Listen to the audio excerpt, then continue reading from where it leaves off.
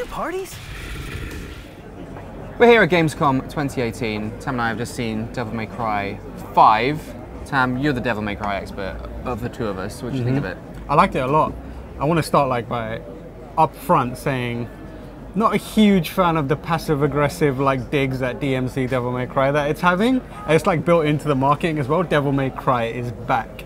It's Devil May Cry, the last one was great. I don't know what you're doing. Having said that, it is very much evoking the nostalgia for old games to the point where when the demo starts and you press start and then cycle up and down, they've used the same sound effects from the original Devil May Cry. So as soon as you start playing, you realize that this is classic Devil May Cry sound and feel. Having said that, it kind of plays in a quite modern way. They've done some modernization to the word mechanics. One of the first things you notice is the camera's really pulled in close. It's very close. It's very, very close. It feels almost like Resident Evil style over-the-shoulder Gears of War style camera. And it's also a free-moving camera as well, which is a commonplace in action games now. But it makes it feel quite different in a lot of ways. People are used to having very fixed perspective in the classic Devil May Cry games. But this gives it a little more openness. It feels more open, even though it's really tight in. And in terms of how it actually plays, it's very much in line with how people expect the classic Devil May Cry loop to work. It's swords, guns, and then an extra ability now. Big electric fist. Big electric fist, and that's prosthetic arms seem to be the thing for this year. Between this and Sekiro, everyone's rocking a prosthetic arm these days. So you play as Nero, he's back, and his kind of prosthetic arm works in a similar way to the way he did in Devil May Cry 4, where he'd grab people from afar. Yeah. So and you use that in the flow of combat to kind of build chains together. So you knock someone into the air, you launch yourself up with them, do a few sword swipes, knock them away, and then use your grab to pull them back or pull an enemy in. The interesting thing is you can charge the arm and then charge it to the point where it explodes after you use it. So then he's effectively working with one arm for a while. And that's really, really interesting because you can pick up other arms in the environment as well. One has a push, one had electricity to it. Yeah. And there's moments you were saying that if you get grabbed by an enemy, you can throw your arm at them to create a gap and escape as well. So it's you have this risk to reward, or kind of you make a sacrifice if you want to do a lot of damage, but then it means that you don't have this ability for a little while, which is a really interesting way to come at combat scenarios, because generally you go into every combat scenario in most action games with the tool set you have at the time, and that doesn't change. This is kind of what if we took this one thing away from you for a little bit, and it kind of makes you rethink how you need to approach each combat scenario. So that's the prosthetic arm is super, super important. You still have your guns as well. In this, I had a shotgun style thing, which was quite slow but does a lot of damage. And between that, the sword, and the arm, which has its own ability on its own, there was one which was an electrical. It was three outburst. different ones or something. Yeah, so you do a short range explosion of electricity, and there was the other one, like you said, where you press it and it kind of launches you upwards and forward.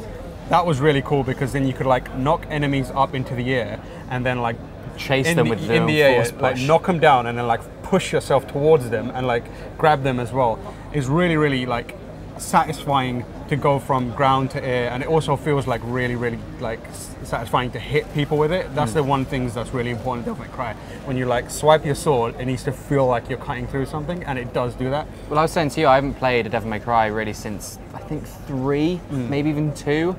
So I was kind of worried that I'd go into this game being a bit overwhelmed. And at first, there's quite a lot to think about, the new arm mechanic, juggling enemies, the rolling mechanic, which I'm not a fan of, but you say it's very classic Devil May Cry. Yeah. But I found myself after 5 minutes just doing some really cool shit. Yeah. And that's all I wanted from that experience. And that's what a lot of people want from a Devil May Cry game. It doesn't the rolling thing that you said is what's interesting is what's changed in that genre since is Platinum Games has redefined how you play those games. You have one button mechanics to create that dodge, Bayonetta's Witch Time. You press a button, she dodges it, it's quite liberal and everything slows down.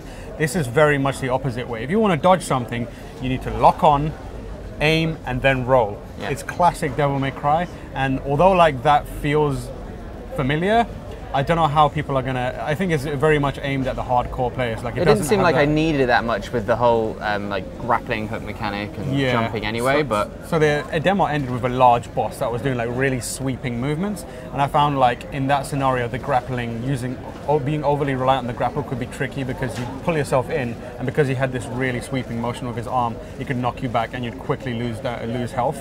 So I relied on the roll a lot more. See, I didn't use the roll much at all. I was using the grappling hook and the push to get behind him, slashing his back, and I pretty much didn't touch the ground.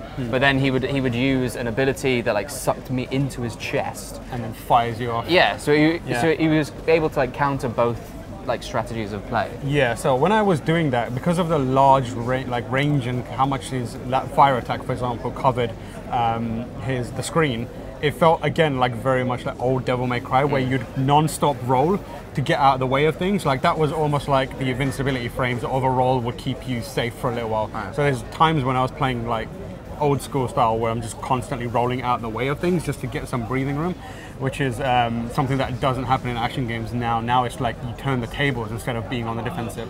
So it kind of felt good to have that back and forth between a classic and a modern feeling game. The other things that are kind of very, very traditional Devil May Cry is the style of it and the ridiculous, ludicrous like setups. So there's a bit where he's like Nero is standing there and an ambulance falls on him, and it's like the ambulance is positioned perfectly so that the door, the entrance, the side door, like he lands in between that, and then it like spins over and it hits a wall, and then he comes out. And you're it's such over-the-top style, almost to the point of like parody. And but it's the only game that it would work in is Devil May Cry. Yeah, it's very much what people want from it, and it's one of the reasons that people are less interested. They don't have as kind things to say about DMC Devil May Cry. I think it did it better, like it balanced that stuff, because by the time Devil May Cry 4 came out, it was full-on cheesy. You had Dante with a rose in his mouth, like dancing around different like action sequences, and I was not a huge fan of that stuff. Now it feels like a little more balanced. Like Nero he's less angsty now. It's like they transplanted Dante's personality onto Nero's looks, and that's the character that you get now. Like we know that Dante is in the game. To what capacity is unclear yet. He seems like he might be like gruff demon hunter back from retirement, or he could be even the villain. I'd love to see him as a villain. But yeah, from what I played so far, I'm very much excited about playing more. I love the Devil May Cry series. They're saying Devil May Cry is back. That's fair, it is back. It is a classic Devil May Cry game, and I think a lot of fans are going to respond to that really, really well. But if you want to see the sick hot gameplay that we actually played, we're going to have that up on site and on our YouTube as well, so make sure you go check that out. And for everything else, Devil May Cry 5, stay tuned to GameSpot. The grapple hook towards the camera. Let's rock, baby. That was what?